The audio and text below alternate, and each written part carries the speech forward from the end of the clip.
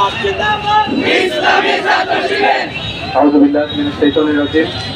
বিসমিল্লাহির রহমানির রহিম।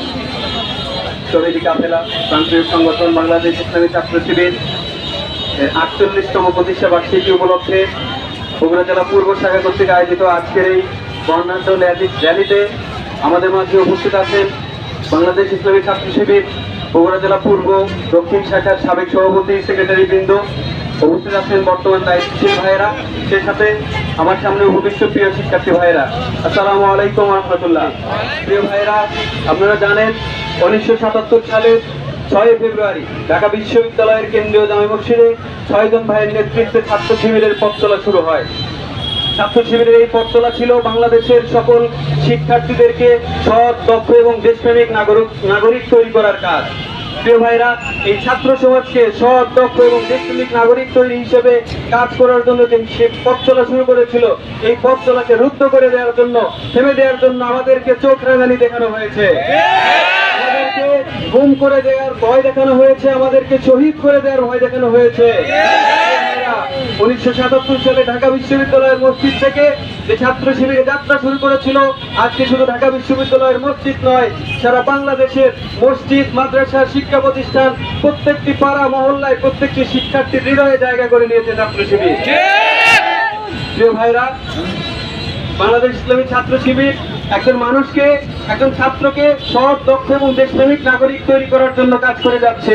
আর এই কাজ করতে গিয়ে আজ পর্যন্ত ছাত্র শিবিরের 234 জন ভাইকে শহীদ করে দেওয়া হয়েছে, আমাদের অসংখ্য ভাইদেরকে গুম করে দেওয়া হয়েছে। বাতিলরা মনে করেছিল আমাদেরকে গুম করে, আমাদের শহীদ করে আমাদের এই অগ্রযাত্রাকে বন্ধ করবে, কিন্তু জানে না যে আমাদের শহীদদের রক্ত থেকে আমরা অনুপ্রেরণা নিয়ে থাকি। বাংলাদেশ ইসলামী ছাত্র শিবির ছাত্রদের সকল সমস্যার সমাধানের সংগ্রামে অগ্রগণী ভূমিকা পালন করে।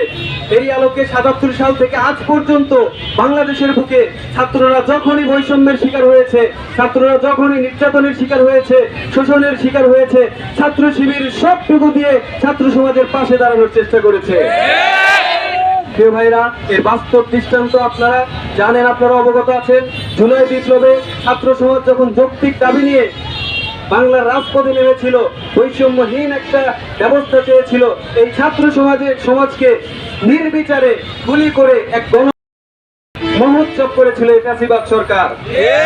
প্রিয় ভাইরা, যখন ছাত্র সমাজ রাস্তায় জীবন দিচ্ছিল, ছাত্র শিবির বসে থাকেনি, ছাত্র শিবিররা তাদের জীবন দিয়ে সেই ছাত্রদের আন্দোলনকে সফল করার জন্য চেষ্টা চালিয়েছে। এই জন্য বলবো, ছাত্র শিবিরকে যতই ভয় দেখান, ছাত্র শিবিরকে যতই রক্তচক্ষু দেখান, ছাত্র শিবির কাজ করে একমাত্র আল্লাহর সন্তুষ্টির জন্য, পৃথিবীর কারো সন্তুষ্টির জন্য ছাত্র শিবির কাজ করে না। তাই মৃত্যুর ভয় দেখিয়ে ছাত্র শিবিরের এই কাজকে বন্ধ করে দেওয়ার কোনো সুযোগ আপনাদের নেই। এই বাংলাদেশে জুলাই বিপ্লবে আমরা দেখেছি যে সকল ছাত্র, সাধারণ মানুষ জীবন দিয়েছে, সেই সাধারণ মানুষের জীবন দেওয়ার যে তারা এখনো ঘুরে বেড়াচ্ছে নির্দ্বিধায়, তাদেরকে বিচারের আওতায় নিয়ে আসা হচ্ছে না, তাদের বিচার প্রক্রিয়াকে বিলম্বিত করা হচ্ছে। আমরা ছাত্র শিবিরের আজকের এই প্রতিষ্ঠা বার্ষিকী থেকে ঘোষণা করছি যে যারা এই জুলাই বিপ্লবে শত শত ছাত্র করেছে, এই হত্যা সহ সারা বাংলাদেশে বিগত দিনে যত হত্যা হয়েছে, যত জুলুম হয়েছে, যত অন্যায় অপকর্ম হয়েছে, সব কিছুর বিচার খুব দ্রুত সময়ের ভিতরে করতে হবে। আমরা দেখতে পাচ্ছি বিভিন্ন ভাবে এই ফ্যাসিস্টদেরকে আবারও পুনর্বাসনের চেষ্টা করা হচ্ছে।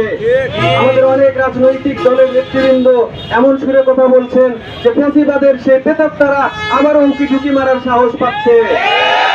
আমরা আজকে এই প্রোগ্রাম থেকে দায়িত্বহীন কণ্ঠে বলে দিতে চাই যে এই বর্তমান যুব সমাজ, বর্তমান ছাত্র সমাজের আবেগ, অনুভূতি, বর্তমান ছাত্র সমাজের হৃদয়ের আকুতি আপনারা বোঝার চেষ্টা করুন।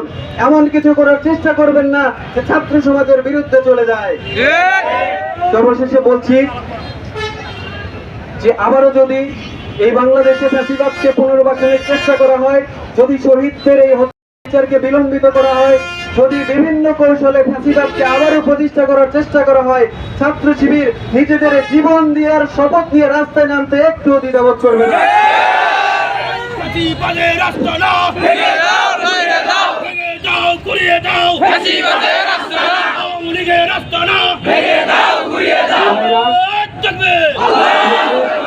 যারা ছাত্র ভাইয়েরা এখানে উপস্থিত আছেন, আপনাদের প্রতি একটি উদাত্ত আহ্বান রেখে আমি আমার কথা শেষ করতে চাই। আপনারা সবাই নিজেদেরকে সৎ, দক্ষ এবং দেশপ্রেমিক নাগরিক হিসেবে এমন ভাবে গড়ে তোলার শপথ নেবেন যেন এই বাংলাদেশের বুকে যত প্যাসিবাদী ভবিষ্যতে আসুক, যত জুলুম নির্যাতন, যত শক্তি সামর্থ্য নিয়ে আমাদের সামনে বাতিল আসুক না কেন, আমরা যেন নিজেরাই সেটার মোকাবেলা করতে পারি।